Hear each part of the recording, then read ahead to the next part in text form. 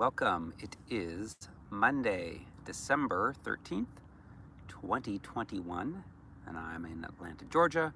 Beautiful sunshiny day, high of about 61 degrees today. No humidity, no clouds, no squirrels, just peace. Ah, don't you like peace? You know, when you don't have peace, it's not a very fun life. But when you do have peace, it's a wonderful life. And ironically, I did watch It's a Wonderful Life yesterday. Actually, the color version of it, which it's funny. Whenever that movie came on when I was growing up, never watched it. And it's because it was like, what, 1942 or something like that it was made. So never watched it, was never interested in it. And it wasn't until, I don't know, maybe 5 years ago that I finally watched it. And I hadn't really seen the whole movie since then, but I watched it last night from beginning to end. And you always pick up some things from it that you didn't pick up on like the first time. But what I love about that movie is it's such a great reminder to all of us that even though we endure suffering, bad things, traumas, wounds, people that lie about us. You know, when I was watching that yesterday, I was so not happy with Mr. Potter when he got the $8,000 in cash from the guy at the building and loan that was related, like Uncle Billy, I guess, I think's his name, and how he kept it and then was wanting to see them squirm. And how like that is it certain people in this world, especially those who have the Jezebel spirit, who would be considered narcissists, that would have no problems. You know, it would feed their demons. They would be so happy to cause a person who is a good person trying to do what God would want them to do, and then try to, be evil to them. And it just reminds me of all that. And then when, he was taking out all of the wounds that he had on his family, his children, the girl that was playing the piano and practicing and caused her to cry, and then he just wanted to go and kill himself. Throughout all that, you can understand in my ministry how I understand when people get to that level, they're hearing a lot of demonic thoughts trying to cause, the demons trying to cause a person to take it out on other people, which he did. You remember he yelled and screamed at the teacher, sending home their daughter who apparently was sick, and then he yelled and screamed at the husband of that woman, and then he wanted to kill himself. And then ultimately the angel Clarence came and jumped in and then had him save his life, Harry Bailey. And then ultimately he made a wish that he was never born, and then he was able to see the whole town and the changes for the negative because he wasn't born. And I just love it. I love that movie. If you've not seen it, watch it, because I was thinking through my own life and thinking, okay, if I wasn't born, then I would not have done this ministry. And there's so many people that have reached out and said, thank you so much. It's changed my life. It saved my life. It saved our marriage. It saved our children, our whole family.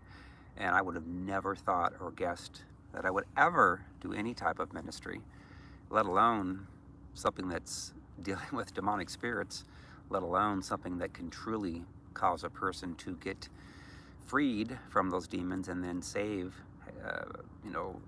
themselves from hell and go to heaven. And how many people that are thinking they're going to heaven and they're hurt and wounded and treating their spouse and their kids harshly, horribly, and infecting their own children, and then causing them to have demons to torment them, and then causing them to go to hell, not heaven. So it's amazing. And then at the end of that movie, it's really neat to see how the whole town came together and came up with $8,000, came up with more than that. And I just wanted to cry because I was like, oh my gosh, it just reminded me of all the people that have followed the ministry. You know, we've had people just in the last couple of days, you know, in the last week, that are just reaching out saying, my gosh, this makes all the sense in the world. This explains, you know, why my mom or my dad treated me this way. This explains why my spouse, you know, or myself, ourselves, have hurt our own relationships and hurt our own children. And it's so sad that the church does not, you know, very few churches talk about this, and because it can change the world. But at least before Christ comes back, you know, I'm hoping that everyone in the world can hear, you know, one of our worldwide deliverance sessions or read the latest book, because it does explain it all, and it's amazing. So anyhow, my schedule continuing. Tomorrow night I will be on Atlanta Live TV in channel 57 in Atlanta, Georgia, and looking forward to talking about soul wounds, how you get wounded, how you get hurt, how you hear demonic spirits that cause you to treat people in harsh ways, and how we all have been wounded, some way worse than others, and how to get delivered from it. And be talking about my latest book, Freedom from Soul Wounds and Demons. Looking forward to that. By the way, I can barely see anyone comments, FYI, because the sun is so low in the sky. It's like right in my face. So even if I cover up, I can barely see. I can see Tina Kirkpatrick that's on there. So hello, welcome to the show. So, all right. So tomorrow night, Tuesday night, 7 p.m. Eastern time. I don't know when I will be on. Last time I was on, it was in January. I was the first person that spoke. And then the other 2 times I was on, maybe 3 times, I was like the last person that spoke. So I won't know what the order is until I show up tomorrow night. But I will put a link on my Facebook page, personal profiles, and probably share it. So if you wanted to watch it live, you can watch it live. Otherwise, it will be converted to YouTube by the TV station, and then I can post the TV, that link. You can watch it on YouTube. And again, I think they're going to give me like 10 minutes or something to speak, so it's a very short amount of time. Try and get as much as I can into it. And not sure who's going to interview me. If it's the same guy that did last time, he was really, really good. He understood about soul wounds and demons. So anyhow, and then December 26th, Worldwide Deliverance Session. It's the day after Christmas. Facebook and YouTube. January 15th at the Atlanta Marriott Perimeter Center in Atlanta, Georgia. That's up on the north side near Dunwoody, I believe. But the Perimeter Center Mall is not far from there. And that's January the 15th, I guess it is. Did I say 16th? It's the 15th, Saturday night. January 29th in Birmingham, Alabama, Marriott Birmingham. January 30th, Worldwide Deliverance Session. February 19th, Courtyard by Marriott in Orlando, Lake Mary, Florida. February 27th, Worldwide Deliverance Session, and March 5th, and Residence Inn in Opryland in Nashville, Tennessee. Again, you can find the schedule at restoredtofreedom.com, my website, and you can click on events, find it there, or you can go out to Facebook at the Restored to Freedom and click on the events there. Alrighty, so topic of the day is how to help emotionally wounded children. And I guess I'll start out by saying, you know, we've all been wounded.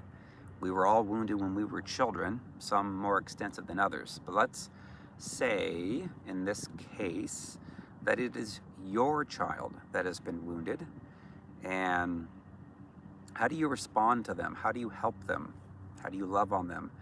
You know, especially when they are hurt and they're wounded. Anyone that's hurt and wounded will push your buttons. They will say things that will hurt you. They will say things that will try to provoke you. And then your job is to bite your tongue, to see them as Jesus would, that they're hurt, they're wounded, and not to get engaged into a war of words, because that will never go well for anyone. So if you can understand that children get hurt, they get wounded, could be wounded by us, you, could be wounded by a spouse, could be wounded by an ex-spouse, could be wounded by a teacher at school, a pastor who sexually molested them, could be wounded by a stranger, by an aunt and uncle sexually that you don't even know about. You know, you'll see this oftentimes where you have one child that's sexually touched or shown pornography and they don't say anything to you. And they could have been molested when they don't even remember it. You know, I've talked about this with the challenges with homosexuality, is oftentimes they could be touched and they have no clue, don't have any remembrance of it. They just said, well, I always felt drawn to the same sex. Well, they weren't born that way, that's for sure. They were touched and they could not even remember it. Could be 2 years of age, 3 years of age. They have no recall, or they blocked it out, you know, because it was such trauma for them. So regardless, any child is going to have some wounds. The more that they act out, the more that they're angry and bitter and hard to get along, it just means that those wounds are more deeper. And if, let's say that we have wounded them, let's say that we have spoken words to hurt them ourselves, what should you do in that case? Well, when you realize it, when you can obviously humble yourself to admitting it, that's the first thing, and then getting your own wounds healed. It's similar to like flying in an airplane. They say to rescue yourself first by putting on the mask before you help your child. So you need to get your wounds healed, set free and delivered first. And once you're delivered, then you're going to be able to hear more from the Lord, or from your own thoughts, but hopefully more from the Lord than demons and demonic thoughts. Because if you're hearing a lot of demonic thoughts, they're going to tell you that your child is a screw up, your child is a mess, it's all your child's fault, remind you of all the things that they said to respond to you because of the things that you said to them. And then it puts a wedge between you guys. And so we need to own our own wounds that we've created through our words, through our actions to our own children. And that is hard when we have to humble ourselves before the Lord to speak out that truth to ourselves. You know, I have a lot of people that are willing to do that, but then those that aren't, which would be those that struggle more with the spirit of Jezebel, would be considered narcissists, they are the ones that hurt deeply their own children. That's the goal. Oftentimes, they may have a golden child that can do no wrong, and then they have the other children that try their best to be perfect, that the demons in the parent vilify and try to put a wedge between the golden child and the children that are behaving much better, but yet they are put down, they're torn down, and they oftentimes are compared to the golden child. And oftentimes golden child does the worst types of things, so it puts a wedge between the children. So you have to understand, if you are the one that is struggling more with the spirit of Jezebel, or if it's your spouse, the goal of the demons within that person is to say things and do things to their own children to create wounds deep enough in them that they will be so mad and angry, and then they will carry on that spirit of Jezebel into their new whatever relationships that they have, and then hurt their own children, and then go on down to the next generation. So what I've learned is that the best thing that you can do as a parent when you have a child that's been hurt and wounded deeply is to be extremely careful at what you say to them, and to only say things out of love, because the demons in them are going to say things to you to try to provoke you to say things back to them and to be angry, and they could be completely wrong. But if you are the parent, you're supposed to be a little stronger, hopefully, oftentimes not though, but stronger spiritually. And if you're stronger spiritually, you won't fall for the enemy's ploy of pulling you into being provoked and then regurgitating upon the child, and then hurting your own child again and again and again and again. You know, so you may have to eat some crow. You may have to say, oh my gosh, I guess I did do some things, say some things that hurt my own child, and then apologize. And my gosh, the children and their hearts will then be reopened to you. It's a wonderful thing when that happens. And then the child themselves will feel safer to trusting you. You know, and again, I know that those that struggle with the Jezebel spirit typically will not admit and they will not humble themselves. It's extremely hard. They can do it. Obviously, that's what we see as a part of our ministry, is to help people that are that way to get healed and delivered from their wounds. But if you can do your part by humbling yourself and apologizing, owning the things you've done to hurt them, then that can reestablish that relationship. Now, it may be that the child, let's say in the case of a separation, when you've separated, let's say that your spouse has the Jezebel spirit, let's say that you have more of the Ahab spirit, and you've probably said some things and done some things to hurt your own child. That's typically the case. We understand that. So, let's say it's your spouse that's done the damage. Oftentimes, what the demons will do in your spouse is try to turn that child against you. They'll say things about you to them to try to cause you to hate them. They want nothing to do with having, a reconciliation between you and your child. They'll want to come against you and fill the child with lies and hate for you, so that you have no relationship with them. And then that's extremely hard to deal with. How should you respond? Let's say the child pulls away from you, doesn't want to talk to you because they're believing a large amount of lies about you. What should you do? How should you deal with them? Well, just be in prayer for them. I know it's not easy. It's extremely hard when they've been hurt and they've been wounded, but you need to pray that they have the scales removed from their eyes so they can see the truth.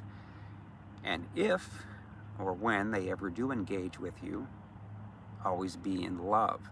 They may say some things to you that hurt, that are not even true, that want to provoke you to where I'm so mad and angry that it's such a lie. You are a piece of crap, and get you to respond out of that hurt and pain that you're already in because of them and or your ex. So it's critical that you don't say any words to re-injure their wounds and to rip off the scabs that are starting to heal. It's very hard to bite your tongue. I had to learn to do that a lot with a couple of stepchildren that I had. But I could see them through the Lord's perspective. The Lord just showed me that they were extremely hurt and wounded. So I needed to love them like Christ loved the church, and to bite my tongue, not to say things that I would want to say that most parents would have said. And there's a book called, Tough Love or something, having tough love for your children. And it's like, really? Tough love, oftentimes it's like the child's hurting and in pain, and if you do something out of a toughness, all it does is drive them further away from you. And then before you know it, you don't have any relationship. It's like, oh my gosh. And so then you damage that relationship so severely that it may never recover. It may be years before they'll open up their hearts to listening to you again. So that's why it's extremely critical to love like Jesus. How would Jesus love a person? When you reestablished the relationship and it's solid and stronger, then you can address certain things that need to be addressed. But if before that happens, if the child doesn't want anything to do with you, hates you, thinks you're evil, and you try to speak to them and or correct them, it's not going to go well. Not whatsoever. So again, if you've wounded them, take responsibility, humble yourself, say you're sorry, apologize for the things you've done. And they're children, so they could be completely off on certain things. And yet the demons have convinced them that they are right and that you are bad or you are evil in that case. So in some cases, you're going to have to eat some crow. You're going to have to love them, bite your tongue. And that goes a long way. Eventually, when the relationship is established. And I'll say this, if the child is hearing a lot of demonic stuff, if they've been hurt, they've been wounded, they've been sexually touched, molested, then they're going to need to be delivered. Now, how do you deliver your own child when they hate you? Well, that's pretty much extremely hard to do and challenging. Not until you can reestablish at some level a little bit of love. I remember with my son, I had to take him through deliverance, and it was a simple prayer basically that I did. And again, there's a lot of things that he had done out of the wounds that he has that I didn't know about. The church didn't teach me how to deal with this. We put him in counseling, nothing worked. But when I was taught by a man that became my mentor about taking authority. He was like 18 at the time. All I did is ask him if I could pray for him, and he said yes, which was a shock. So then I just said, I command every spirit that's not of the Lord be gone from you in Jesus' name. And then instantly he was delivered. It was the next day I could see a different person that I had not seen for 10 years. And then he has never gone back. He's always been loving and kind, gentle and sweet. So if the child is 18 and under, you do have an authority. If you don't know it, which most parents don't, they don't teach this, then maybe read up on it. Get my book, Jesus Loves to Heal Through You. You could read about it. Kenneth Hagin, the book about the believer's authority. But I prayed for a lot of children, seen a lot of dramatic results with people. There was a girl that was down in College Station, Texas, and actually Tina was there, and she was, I don't know, I think she was, 12, and she had been touched sexually on a youth trip going to Colorado, and she was a mess. I think we had saw her maybe, was it a year or 2 years afterwards, and she was writing papers at school how she was going to dismember the body parts of her mom. She hated her younger brother, who was a couple years younger, and just took authority, commanded the demons to go from her. And not even overnight, it was within hours, she went to the park with her mom, held her hand, was being lovey-dovey, was being her normal self again, and then wanted to see pictures of her brother when he was young. And it completely saved that girl's life. She was at peace instantly. It was nice to her mom and dad. And so we can see dramatic stuff that happens. Now, if they're a stepchild of yours, it becomes extremely hard because they're not your blood. And to discipline them, I would not recommend doing that unless you've had a relationship with them for many years, of which it was healthy and they did trust you. But otherwise, I would let the parent, that is the biological parent, to do any type of disciplining and do it out of love. But if you're a step parent, you need to be there, to love that child and understand that they've been hurt, they've been wounded, and just be there if they're able to open up to you and talk at some point, then great, you're establishing trust. But understand that they've been hurt, they've been wounded, going through a divorce, and try to find something that is of an interest to them to either talk with them about or do with them, whether it's an interest they have in bowling or sports or horseback riding. Do something with them that they enjoy, and if they do talk back to their biological parent, then at that point it gets really dicey, I guess. If you stand up, come against them, they will turn on you in a second and hate you, and they will want nothing to do with you. So it's very, very important to really mostly bite your tongue and let the biological parent. And the biological parent should be very loving, and again, admit the things they've done to hurt them and apologize for that. And if it's the spouse, the ex-spouse, that has Jezebeled the child and hurt them deeply, then don't speak negatively about that ex-spouse, because the child will figure it out, and what will happen is the Jezebel spouse, the narcissist, will speak all kinds of negative words about their ex-spouse, trying to cause the child to hate them.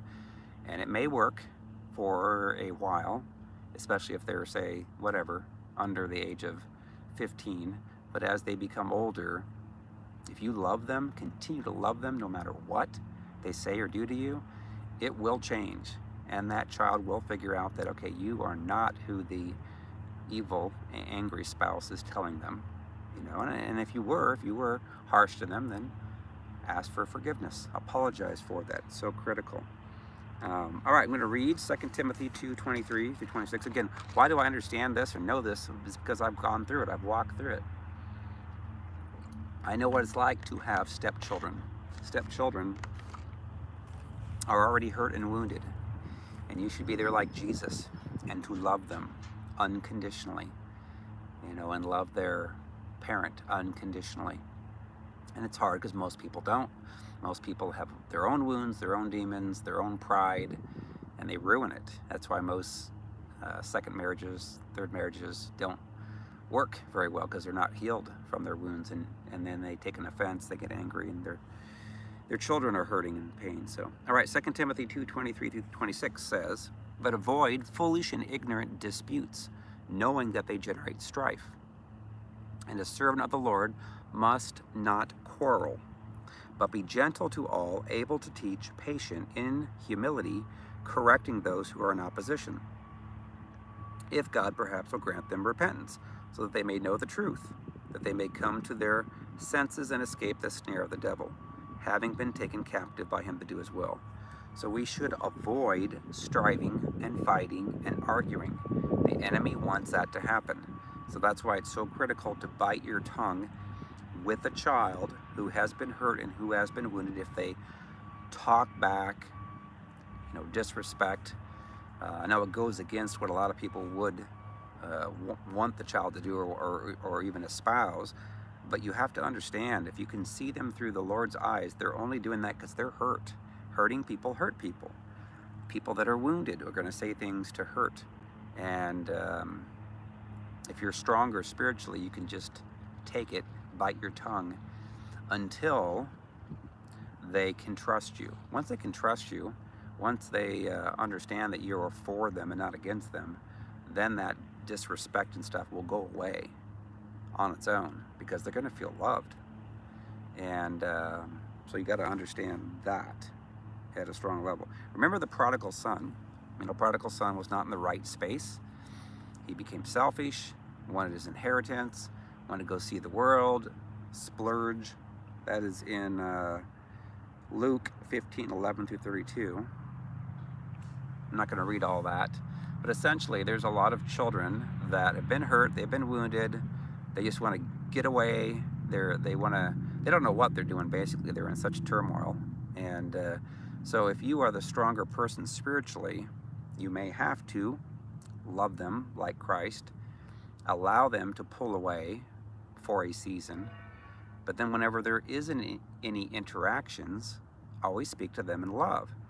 If you're going to be harsh and judgmental and critical, with my own children, they were hurt, they were wounded, and I learned this as I was going through it, because the Lord showed me all this. So I loved them. This is back in 2009. I loved them, and I learned to understand this at a deep level, because what would happen is the enemy would cause one of them to say something that wasn't appropriate, and I knew if I snapped back in my flesh and tried to take out my anger upon them, that it wasn't going to work well. They wouldn't listen to me. And so oftentimes I had to just bite my tongue and love on them. And then now, if they are saying or doing something they shouldn't, then I can speak in love with a corrective word.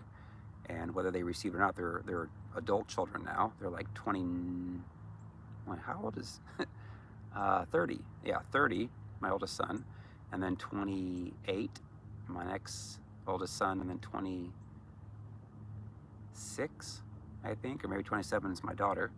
So if I do speak out a corrective word, it's in love, and they can receive it or not, but it's not going to change my love for them. So a lot of people will have said a lot of harsh words to their children, and they will have no relationship for them. And they did it to themselves. Unfortunately, the enemy would say something to their child to respond to the parent, to cause the parent, that was not appropriate, to cause the parent to respond back. And if they don't have the solid, strong relationship there, it's not going to go well. They're not going to have a relationship. And so there's sometimes you're going to have to take it. And they could be hurt by your ex, and they could have been believing lies by your ex. Well, the best thing to do is to love them. Let them hopefully mend and heal from all those traumatic words. It's hard when the child's in the midst of parents that are striving, fighting, arguing. They don't feel secure, and oftentimes those that are Jezebel will try to say horrible things about the spouse, the ex-spouse, and cause the child to try to align with them. And they get mad at the child if the child doesn't hate on their ex-spouse. I know a lot of people that one of the spouses was hurt. I'd say the mom was hurt by their ex-husband. And so the mom will tell the child that the child needs to hate on that dad, ex-dad as well. And if they have anything to do with that ex-dad, then they're going to be mad at the child. So the child's trying to perform to get in good graces with the mom. And then they're hurting because they want to have some type of a relationship with the father. Although, if that father is truly Jezebel, then eventually what will happen is that relationship will separate and part. And then the child on their own will learn, I better not be around them because all they do is say things or do things that hurt me. And so it naturally will take its course. And if you're in the court system, I understand I've gone through the court system a couple of times, not me going to court, but my ex trying to manipulate or hurt things. And so what I've learned through that too is that trust the Lord for things to turn out. Even if the child has more visitation rights with the person that's abusing them, trust the Lord and pray for that child that things will change. And in my case it was 50-50 shared, but eventually had one of my children that wanted to live with me full time and didn't go to court to do it. Ended up trusting the Lord, praying, thanking the Lord that I had full custody, and it happened.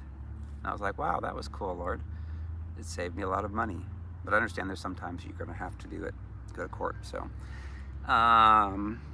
anyways, I learned a lot through going through. In fact, I'll say this: before I'd gone through the divorce, I was very judgmental of people that had gone through divorces. I was like, oh my gosh, I don't want my children playing with them and their children, because their children are going to be hurt. They're going to be saying things that are going to be not good. So, but then my children ended up becoming that. And I was like, oh my gosh. I'm like, why is this happening, Lord? I didn't want this to ever happen. And now I know why. It's because in order to have ministry or help of this, you have to walk through it. You cannot have a person in ministry that's never gone through divorce giving advice, because they don't give the advice out of the experience level. So for people that have overcome their wounds, been healed from that, then they can give much better advice of how this works than a person that's never experienced it. I could never give any understanding to anyone about Jezebel and Ahab had I not walked through it. And I walked through it, I had experience, and then you have an anointing that comes upon it. So if you've gone through a lot of bad stuff in your life, once you get healed from that, my gosh, you could have your own ministry and helping people. And we can always use that. So,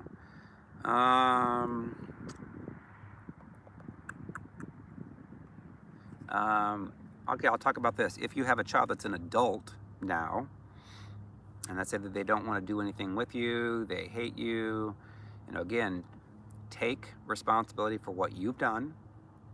At least let them know that. Now, I'll say this: once you've let them know that you're sorry, apology, don't continue to try to reach out to them, texting them, calling them. That's like harassing them. You're trying to make them do what you want. That's a control. That's kind of a Jezebel move. You speak to them once or text them once. If the Lord tells you to do it a couple of times a year, then do so, but do it out of love. But don't ever try to coerce and try to control, manipulate to get them to have a relationship with you. If they're not ready for it yet, then they're not ready for it yet. And all it's going to do is turn them away from you. It's just like a person that's an adult that you're trying to have a relationship with. If you continue to go after them, target them, they're going to say, oh my gosh, leave me alone.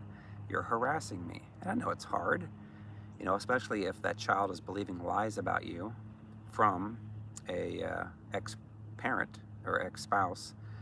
Then you want to set the record straight. But what's normally best, the same thing happens with Jezebel. If you were married to someone and they're lying about you to other people, and then those people believe the lies, is if those people come to you and ask you what the truth is, then you're free to say what the truth is. But otherwise, if you go to as many people as what the Jezebel does, Jezebel will go to as many people as possible to spread lies and rumors, gossip, twisted truth, to try to cause them to hate you along with them. But if those people reach out to you, then speak the truth to them. If they don't, then leave them alone. Oftentimes you'll see people that have been wounded and hurt having demonic spirits, reaching out to other people that have been also wounded and hurt and have demonic spirits, they will partner together because they're both wounded. They have like spirits, like demonic spirits. And there's really nothing that you can do to convince them. It's similar to Jesus. Remember, Jesus had the Pharisees and the scribes. They had like spirits. They hated him. So Jesus was like, what's the point? If I tell them the truth, they're going to hate me. If I tell them what they want to hear, then I'd be lying. So anyway, he understood that. He didn't defend himself. He did speak the truth, though. I think that the less you do, typically in the flesh, the more that the Lord has to work with in the spirit and the angels. Allowing that person to see the truth as a child. And of course, if they're a little kid, they're 5, 6, 7 years of age, my heart goes out, because it's really hard when you have another parent that has got such anger and hatred, and then they want to control the child to also be angry and hate their parent, understanding that if that parent is not good, and if they are full of demonic spirits, it's probably not healthy for them to be around that parent. Then just pray and trust the Lord to protect the child if they are in their midst, and God can do something amazingly to change it. Normally, the more that we try to take into our hands, the less the Lord can do, and then we end up messing it up. So do your part, own your own stuff, forgive or ask for forgiveness.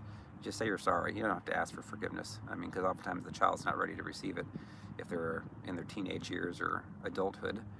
Just say, I'm sorry for what I've done to hurt you, and I love you. And then leave it at that. And then let the Lord, over time, change their heart, soften it, and then restore that relationship. And I know it's not easy when you have children, but anyways, I think that covers most of it. I couldn't see anything. I'm not sure if I can find anything here. Let me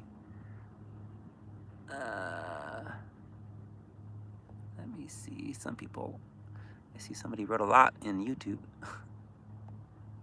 Yeah, I'll say this too. Every child is different. Every situation really is different. You can't carte blanche everything, because you'll have some where a ex-spouse will try to control that child and maybe buy them some things and let them have, I don't know, where they can do whatever they want. And ultimately that sounds good to the child, but then little by little the child should see the truth behind all that. And then you have others where the controlling spouse gets full custody of the child. And then that's really hard, because now they're around a person that's going to say things, do things to hurt them. I do sessions with people and mentoring with people all the time. And I always would err on the side of giving them to the Lord and trusting the Lord with them and praying and just declaring and thanking the Lord in advance. Remember, I did that with my daughter. I had shared custody, and she wanted me to have full. I wanted to have full, but I did not want to go to court. So the Lord said, just thank me for it. Trust me for it. Thank me for it every day. So I did, and I think it took 4 months or 6 months, something like that. And then eventually I got full custody without going to court. And my daughter was shocked. And it was a healthy thing for her to pull away and to have some unconditional love that was not controlling and manipulative. And then eventually her mother tried to come back in, re-enter the relationship after several months, and then allow her to miss school and call her in sick. And I contacted the school, told them what was happening, and they did nothing about it. And ultimately it hurt her grades and then cost her from getting into like she wanted to get into at Purdue University. But ultimately she did have some consequences from that, and then ultimately worked her way up and made the dean's list at a private Christian school, and then went on to Ball State, and then got her master's degree from Purdue. So very proud of her. And again, I always loved her, and didn't speak any words. That's the thing you have to be cognizant of, is your children that are being hurt and wounded will try to provoke you into saying things to hurt them. And then they'll have an axe to grind against you because you gave them that. And that's why it's so critical to bite our tongues, to be wiser than those serpents and then those demons that are affecting our children, and to just give them to the Lord. And it may be for months, it may be for years. And it's hard, but it's better than to try to manipulate and to get them to come back, even if they are in the wrong, even if they are believing lies. Just wait and be patient. Anyways, all right, I guess that's it. I will see you guys tomorrow on Facebook and YouTube. All right, bye. Saying goodbye.